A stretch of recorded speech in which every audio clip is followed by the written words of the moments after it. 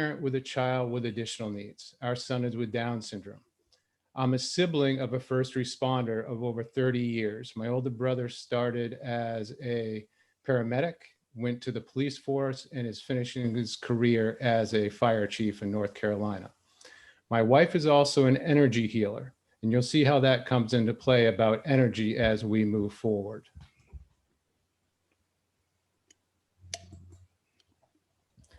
What we're going to cover, we're going to cover patients with additional needs. We're going to cover the signs so that when you come onto a scene, you'll be able to evaluate, is this individual possibly with additional needs? We're going to go over items that will help calm the situation because it's so crucial. This presentation is about the emotional state of the patient, the emotional state of you as the first responder. This is all about awareness so that you can be proactive, not active.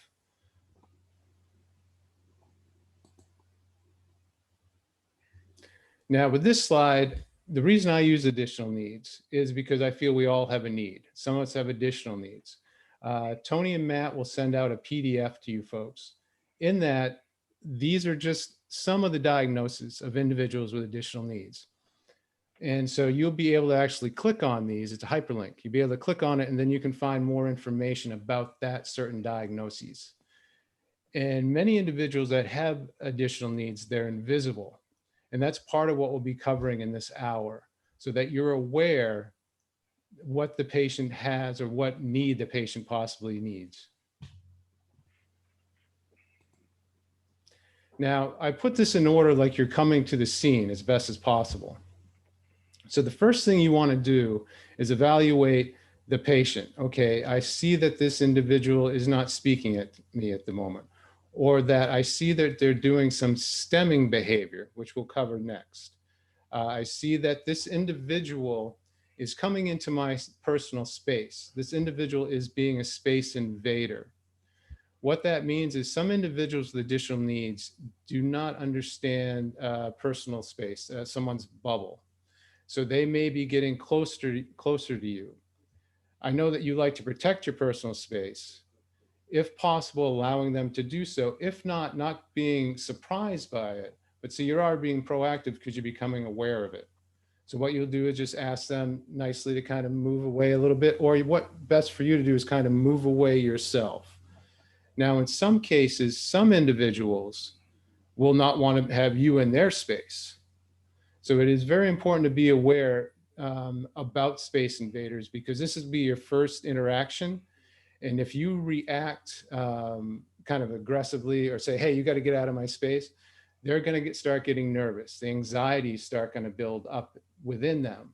And what you're really looking for is a calm situation so that you're able to calm them, so you're able to work with them and get through the examination. Now that you went through all that list, once you have the PDF, obviously you'll be able to concentrate and you'll have a good grasp on all those. You want to start looking for identification for the individual. Many of you obviously will go and look for the medical alert bracelet. Now, some individuals with additional needs do not like things on their body, so they're not going to have a bracelet. What some parents or caregivers have done is tied something to their shoelace or their belt. What I'm asking you to do is once you come to the conclusion, okay, I believe I'm working with an individual with additional needs, let me see if I can find some identification that will help me, because it'll have more than just their name. They may give the diagnosis, something that can help calm them on that ID. Now, if you come onto a car accident, many parents or caregivers have stickers on their vehicle saying, my child is with Down syndrome, my child is with autism. Right there, you're identifying, okay, I'll be working with a patient possibly with additional needs. So please, when you come onto a scene like that, look over the vehicle, check out the individual themselves to see if you will be working with a patient with additional needs. Now, in this slide, this is about stemming. Now, this was something I worked with my older brother with this. Once I finished the presentation, I thought I had it solid. I wanted to do it with my older brother because, again, he's had 30 years of being a first responder. And he said this was a very important slide because even for him, having a nephew with Down syndrome. He didn't know what stemming was and why someone would be stemming. Many individuals may be flapping their arms and may be repeating phrases over and over again. What they're doing is calming themselves. So here you want to allow them to continue stemming as long as they're not harming themselves or others. This is calming them, so you'll be able to work with them and find out what they need and be able to do what you need to help them.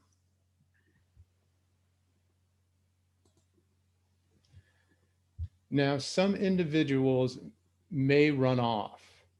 Now, the big reason why I'm telling you this is because they might run into a dangerous situation.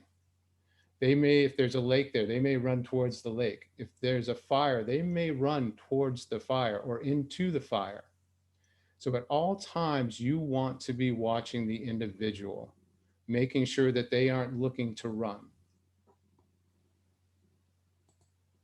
Now, if an individual does run, you do need to go get them because you don't want them going into the fire. You don't want them going into the lake. If you have to physically restrain someone, and this is the last resort, you need to keep in mind these individuals are very, very strong. They don't realize their own strength. There was a fellow first responder in a session last week that had mentioned she had a child with autism. Now she's 7 years old, and she said, the strength of my child is unbelievable. So she really wanted you all to be aware of that. So when you're going to do that, you have to be committed. You have to go in with your team. But when you're doing this, I want you to think to yourself, if this was my loved one, how would I be feeling as a caregiver looking on, or as the individual themselves, how they're feeling about this? Because when you go to explain or look at the parent or talking to the individual, I want you to have empathy. I want you to picture that in your mind if it was a loved one of your own. Again, you have awareness, so you know you need to do this. So you're explaining to both the patient and the loved one why you're doing this, so you're being able to calm them down, so then you can continue with what you need to do. Now, individuals with additional needs, many have sensory issues. So after you've gone through your list, you've looked at their identification, you have identified them as an individual with additional needs. As quickly as you can turn off the sirens, the flashing lights, to start calming the scene is crucial so that you'll be able to work with the individual. The calmer the scene, the more you'll be able to do with the individual.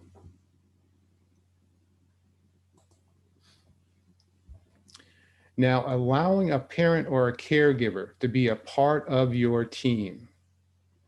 This is very important.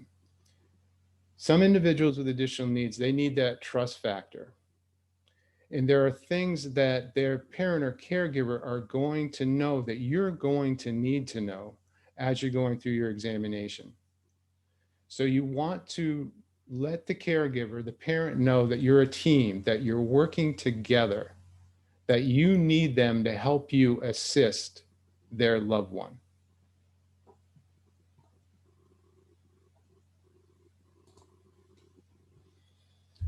Now, while you're working with the parent, and now you're going to ask them, what functional level is your loved one at? So we'll use the example as autism.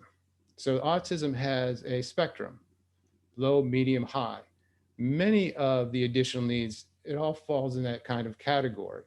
So you'll ask the caregiver, what functional level is your loved one at? They say, very high.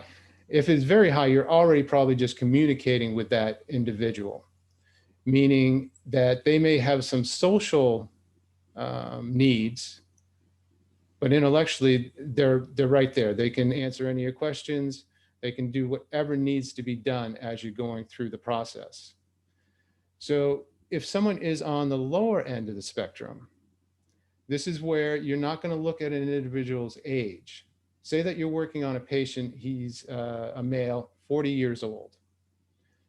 The parent told you he's low on the spectrum. So you may be working with the individual on a maturity level of a 10-year-old. So with that, you would be going, okay, how would I interact with a 10-year-old? Would I bring out a stuffed animal to help? So this is where you're finding what level the individual's at and where you're going to tailor how you're going to speak with them, how you're going to work with them. Now, these are some of the items that I recommend you have on your truck. This is going to help to calm the individual. This is going to help for you to communicate with the individual. Like with the noise canceling headphones. Once those are on, it starts giving them their own environment. If they have the sunglasses on, because if they're sensitive to light, this is helping them calm. If you give it fidget spinners, if the individual now has a fidget spinner, something to occupy them.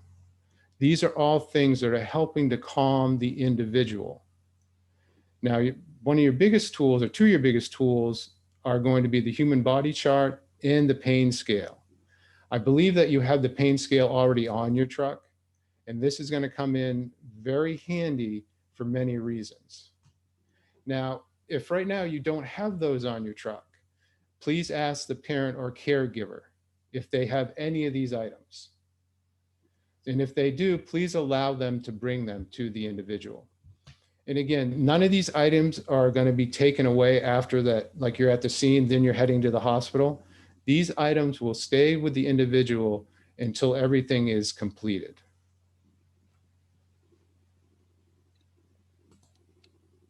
So these are I did some pictures so you can see exactly what I'm speaking of, what you're gonna want to have. The bear is going to come in with examinations. It's going to also bring comfort, but you're going to actually be able to demonstrate with the bear.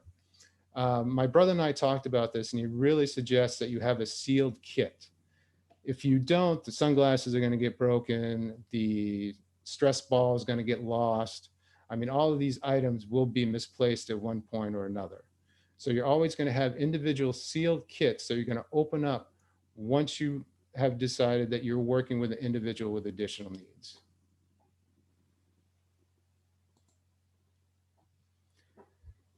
Now, you may come across and the individual is not responding to your directives. This could be because they're scared. Not that they don't understand, but right now they're very anxious. So what you're going to need to do is help them calm. And comes into play what I was also speaking of, your emotional state. You so far are very aware of that you're working with a patient with additional needs. So you're allowing them to do their stemming. You're allowing them to calm. You brought out items to help them. So you're bringing the anxiety down so that they will be able to communicate with you better. So by speaking slowly, by speaking simply, having a calm voice throughout the whole process is going to help you communicate with the individual better. And not just the individual, the parent as well, who's your teammate. Remember, the parent as well is very anxious and is not used to many times, like for ourselves, we've been in many situations with medical staff. We've had to kind of guide them through some things because some aren't aware. You have not had the education yet. So by being part of the team, bringing in the parent and that you're being calm and that you're already proactive with things is going to help the scene and help the patient move forward. Now, when you're asking them questions, give them time to respond. It may be they just need a little more time to process, and then they'll be able to answer your question. If you keep repeating at a quick pace, the anxiety is going to start to go up. They're going to get more and more nervous. They may start to get a little aggressive. So what you want to do at all times is be calm, ask your question, pause, wait, and then repeat.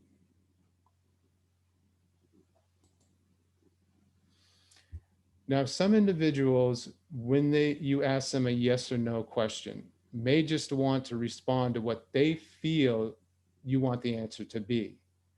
So if you're able to ask them, like I put for an example, what part of your body hurts? Not do you hurt, but what part of your body hurts? When you're asking them the pain level, this is when you bring out the chart in the body chart. This is when you bring out the pain goal. Please, on either the body chart or the pain goal, do not point anywhere. Again, they may feel, oh, you're pointing to 4. Oh, they want me to say my pain is at a 4 level. Just hold up the chart, let them tell you where they're at. Now, if they're not able to answer you verbally, or if they seem to be answering just to what you're saying, look over their body, watch their facial expressions, see if they're acting like they're in pain with their face or their body. It's very important for you to be watching over the individual and really be doing some investigation. You are now a detective, because at some points you're not going to get the information you need from that individual. And again, that wraps in why I'm asking you to be a teammate with the parent or the caregiver, because they can assist you and let you know how the individual is feeling. Now, please do not presume someone that is nonverbal does not understand you. It just means they're nonverbal. Please don't feel that someone that is giving you an answer that doesn't make sense to you is kind of, you think they're speaking a little bit of gibberish. Oh, so they don't understand. No, they could have a speech impediment. They could have apraxia, that is a speech diagnosis. My older brother and I worked on this slide together where he said, have the first responders think that they're working with a diabetic and they're having a diabetic attack. When they're doing so, you'd ask them, do you need something? And the diabetic would say, in their head, they're saying, I need a glass of orange juice. It's coming out, the green dragon's chasing me. What? You ask them again. Again, they repeat, the green dragon is chasing them, but in their mind, they're saying, I need a glass of orange juice. With the individual with additional needs, if you're not understanding the verbiage that's coming out, many times in their mind, they're saying it correctly, but they have a physical impairment that's not allowing them to clearly speak. So please don't assume they're not understanding you. At all times, believe that they do understand you and go from there. And this is why on the truck, you're going to want to have written material, stuff that they can write on. So you're going to have a pen and paper, a whiteboard, an iPad, a tablet, so that if they are not able to communicate smoothly verbally, or they're not able to communicate at all verbally, this is a way that they can communicate with you, with having some material so they can write or they can type out their the answers that you're at from the questions you're asking them. Now that you're working with the parent and that you've been getting comfortable working with the parent, again, my brother helped me with this one. He said, Doug, make sure the first responders do not ignore the patient. Because you're going through all these steps, because you're talking in a calm voice, because you're making the scene calm, the sirens are off, the flashing lights are off. You have them with something to help with the stress, with the fidget spinner. Their anxiety is coming down. Now you could communicate with them better. Continue throughout the whole process trying to communicate with them. They're going to give you the best information. So please don't get in that comfort zone and start ignoring the patient. Remember, communication is key through this whole process. Expect the unexpected. Even the parent or caregiver may not know what has happened to the child. So when you come onto the scene, you've now checked and said, okay, I believe I'm working with an individual with additional needs. Now I need to really be looking at the scene. What are possible things that could have harmed this individual? Could they have fallen from a tree? Could they have tripped over this wall? Is there something they could have, may have ingested?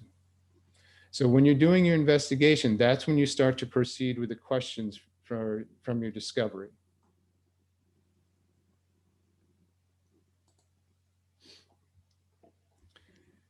Now, the reason why you have to do a lot of this discovery, because some of the pain responses are different as well. You may first come onto the scene and the individual is humming or singing, laughing. This doesn't mean that they are not in pain. This doesn't mean that there isn't something wrong. It can be the complete opposite, that they are in a lot of pain. There is definitely something happening. They may remove their clothing. The reason they may do this is because there's something underneath that doesn't feel right. In many cases, individuals with additional needs don't like certain textures and stuff on their body, certain clothing. So if there's something underneath bothering them, they will remove that. So especially if they were removing an item, you want to really look at that area where that clothing was to make sure that there is not an injury there. Um, and also with this slide, I want you to realize that some individuals have a high pain threshold. So if you went through the chart, you already pulled out the chart and you asked them, you saw a bump or a bruise, and you said, Tim, how are you feeling? And they pointed to 2, or they might have pointed to 0. Oh, okay, so it's just a simple bruise. There's no problem there. It could be a lot more than that because their pain threshold is so high. That is where, again, you're communicating with a parent or caregiver if they're there. Did you see something happen? Or you're looking, you see a bump on the head, they're singing and humming. With the chart, they said 0, but you see that they could have fallen from a tree. This is where you want to really start doing some investigating, being that detective, saying, okay, what other injuries really could be here? Because now I understand they're singing, they're humming. I understand they have a high pain threshold. Okay, I think maybe something really is wrong here. And then you continue with your investigation.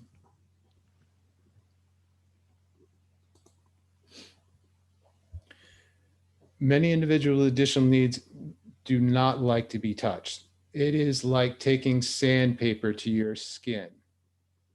So they do not want you touching them. They don't want certain things on them. So this is where you're going to want to find a quiet space. You're going to want to demonstrate what you're going to do. This is where the communication really comes in key.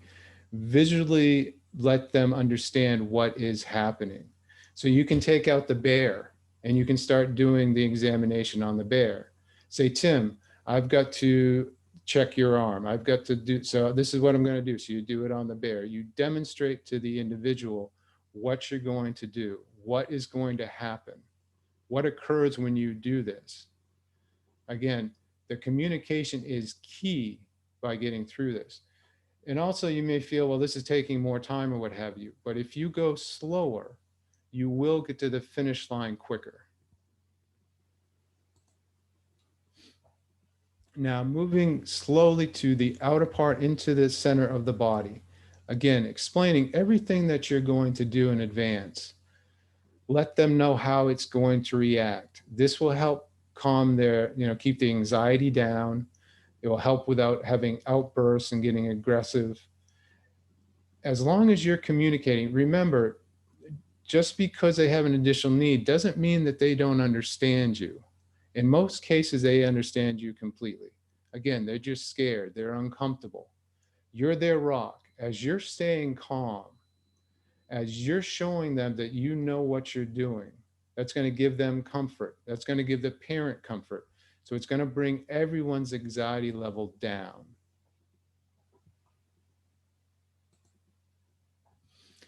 Now, if an individual does not like to be touched, my brother and I worked on this slide together where we thought it may be a good idea to go ahead and ask the individual, why don't you put your hand on mine? And you take an area where you don't think there's any issue and you do an examination. So they're getting a feel of the pressure you're going to use, the technique that you're using. And then say you think there's an injury on their back. Well, you say, okay, you're not going to be able to reach your back, so I'm going to have to do this on my own. You're building that trust. so that they will allow you to go ahead and do the examination because they know how it's going to feel. You've already done it together. Again, building that trust is key getting through the process.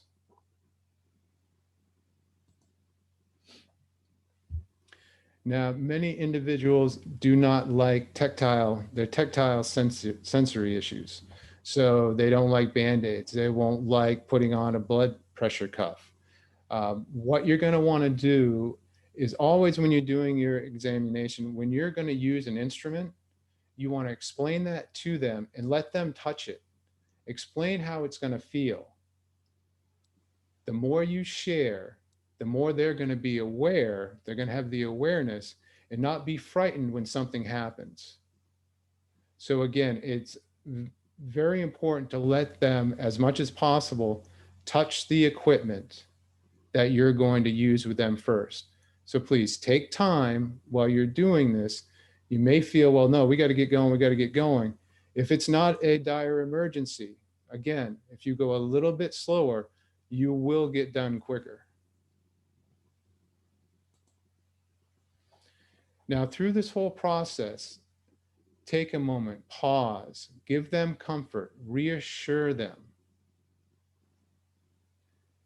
And when you're giving them comfort, and typically you might want to look them right in the eye. That's kind of a natural thing to do.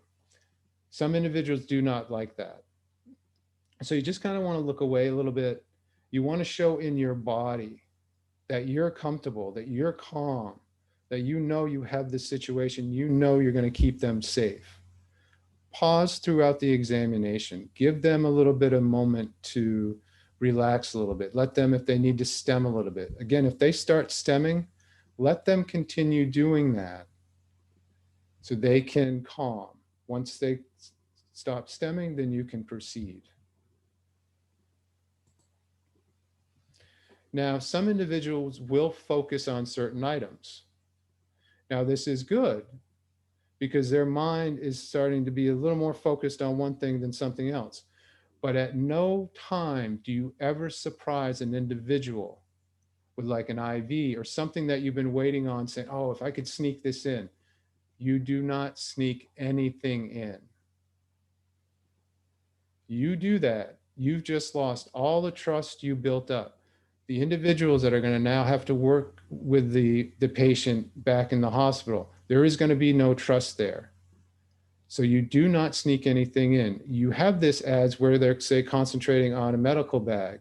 You're communicating with them, let them continue focusing on that, but explain everything still what you're going to do. So they can help because they're kind of, their mind's focused on something else as you're explaining to them. But this does not give you an opportunity to sneak something in.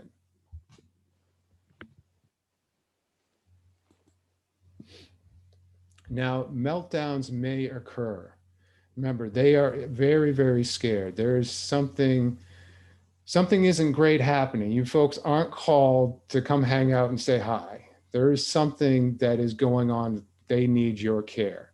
So they are scared. The anxiety level is very high. If they do have a meltdown, please, last resort is restraining. Please do not say snap out of it. Don't say come on. Don't bully them into compliance. You are not going to be the one to get them to stop that way. It does not work. What you're going to do is increase the meltdown. Give them space. Allow them to stem. As long as they're not harming themselves or anyone else, let them have their meltdown. Now, my brother said to me, he goes, Doug, let the first responders think of it as an epileptic seizure. Because I know in the past what he told me that you would try to stop it. You would try to put things in their mouth so they wouldn't bite their tongue or swallow their tongue. As you've learned, that's not going to occur. What you need to do during a meltdown is protect the individual from them hurting themselves. So he says when a seizure is going on, he makes sure, so you see in this picture, there's a gentleman holding a young lady's head. He'll hold the head so they don't bang it against the ground, but he'll let the seizure go through and wait for the opportunity. So you see on the other side, you have time. Give them time to have their meltdown. Give them space. You relax. If you're not reacting to it, if you're not getting upset with it, they will calm. So make sure you're protecting them. But again, give them time to calm. Now you've done your examination and you know that you have to take them to the hospital. Call ahead, ask for an upgraded triage. This is going to avoid disruptions in the hospital. Because when you get to the hospital, if they go right into an ER room or right into a room that is full of machines and everything else, everything you've done is now out the window. The anxiety level is high. They're going, maybe getting aggressive. And now you've got other people in the ER that may end up getting into the mix by accident. If it ever possible, please upgrade the triage so you can get the individual into a calm room. So you've built all this trust. You've got them calm. So now they're coming and going to work with another individual that understands this and knows that an individual with additional needs is coming in. They have them in a calm room so they can move forward what is needed to help that individual. Please allow the parent or caregiver to be on the ambulance with you. You don't know what's going to happen. You may continue needing them for communication. You may need them just to help to calm the individual because something's going on in the ambulance. If it's possible, please allow the parent or caregiver to come with you. Remember, they are your teammate. Now, as my brother told me, there's no way around putting on a seatbelt when you're in the ambulance. And the reason I'm asking you to use the word seatbelt, because we all wear seatbelts. When you start saying we're going to strap you in, we're going to put the straps on you, they may have gone through this already, and they may not have been with someone that's been trained, so that they are very nervous, very anxious about being strapped in. If you're saying we're going to put your seatbelt on in an ambulance, we have some extra seatbelts. So this is what we're going to have to do. Again, communicating with them and having them and using a verbiage that they can relate to will keep them calmer and you'll be able to move forward. Now, with this slide as well, I want to mention, if you don't need the stretcher when you come to the scene, please leave that aside. That will get them anxious the minute they see it. Or when you bring it on and you realize, okay, we don't need it, please remove the stretcher. Anything that you don't need that's medical, that you can kind of get out of the scene, is very, very helpful. Many times an individual with additional needs has been around medical equipment in hospitals a lot. They're very anxious. Our son gets very anxious. He's been in the hospital more than I'd like to count. So if you're able to remove some of these items to keep the scene more natural, will be very, very helpful. Now, my brothers told me you do all this. You don't put anybody face down. You don't seat them in a kneeling position when they're got the seatbelts on or what have you. So I asked him, I go, do I still need to keep this slide? He said, oh, absolutely. Because what I want you to do is be aware of people with individuals with autism or with additional needs. They're apt to have more difficulty being strapped. So you always want to keep an eye on. You always want to see, are they going to have a seizure? Are they going to be sick? Is something going on? So once they got their seatbelts on, continue watching them and making sure that they're okay. Because like I said, they may have a physical reaction to being strapped in. Now, these are the key points. Okay, we got time. So these are the key points in the presentation. The big thing is having a clear communication and talking clearly and calmly, keeping the atmosphere as calm as possible. Again, if this is not life-threatening, if it's not an emergency in that manner, follow the patient's timeline.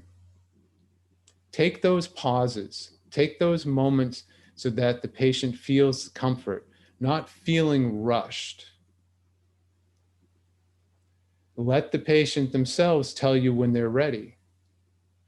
Again, through the whole presentation, you're now getting awareness of the situation, awareness of individuals with additional needs and what they're going to need from you.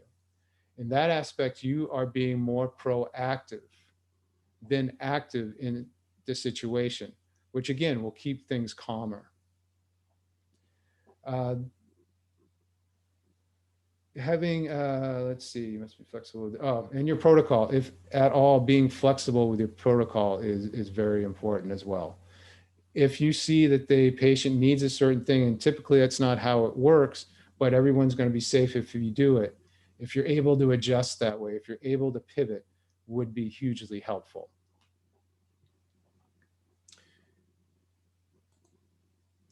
Now, I would really like to hear from you, from questions that you may have a week or two from now, scenes that you come upon, that you had a patient with additional needs, and what went well, what didn't go well, what maybe I could suggest to help with that situation. And what I'm going to do before I open it up to questions and comments, there was one of your fellow first responders that actually sent me an email. And she wanted me to let you know what occurred in a very recent scenario that happened, situation that happened with her. And I'm going to read it to you. She ran a call on a autism young lady last week. She was 14 years old. It was at night. What I did is not take out the stretcher. I asked my crew to stay outside the front door, not to overwhelm the patient. I went in by myself. She looked so scared, but I was able to calm her, speaking with a very soft voice. And I held her hand, telling her step by step what we were going to do. Then we both walked out together and stepped in the ambulance together. And it seems to help her a lot with what you had talked about in your presentation, calm and trust. So Isabella was already aware. And by doing these techniques, that young lady was able to get into the ambulance. The examination was able to be completed because this first responder was aware. So with that, I'd like to open it up to questions. I'm going to stop the presentation so I can see you all.